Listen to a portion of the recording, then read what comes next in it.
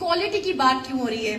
एक बड़ी खूबसूरत बात, अगर आप लोगों ने संविधान पढ़ा है तो आर्टिकल 14 राइट टू इक्वालिटी के बारे में बात करता है, और आर्टिकल 19 से आपकी स्वतंत्रता की बातें शुरू हो जाती है कि आपको फंडामेंटल राइट है फ्रीडम का, आप यहां जाए वहां व्यापार करें।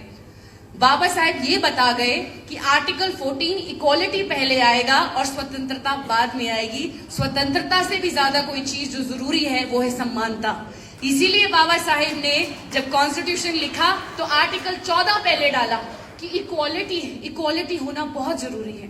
महिलाएं यहाँ बैठी हैं, अब आपसे सवाल करेंगे भैया महिलाओं के लिए क्या किया बाबा साहेब ने?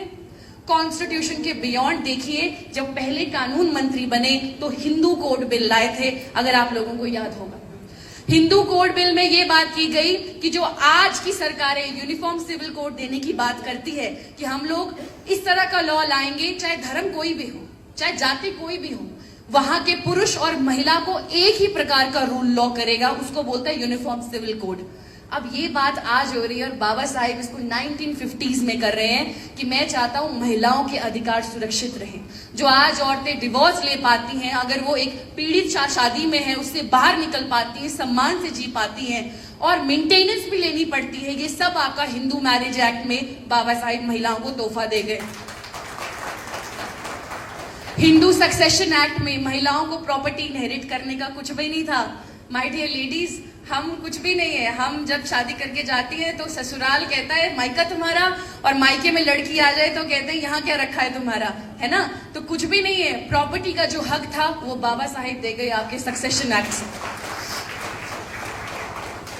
कई बार बच्चों का फॉर्म भरते हुए पिता का नाम पूछा जाता है, मोस्टली पिता का नाम, और ये हक भी नहीं थे औरतों को कि वो उनकी नेचुरल गार्डियन बन सके। माइनॉरिटी एंड गार्डियनशिप एक्ट जो कि हिंदू कोड बिल का हिस्सा था, उससे महिलाओं को ये अधिकार मिला कि वो अपने बच्चे की नेचुरल गार्डियन हो सकती है, पिता हो चाहे ना हो। इस प्रकार के अधिकार बाबा साहेब आपको दे गए।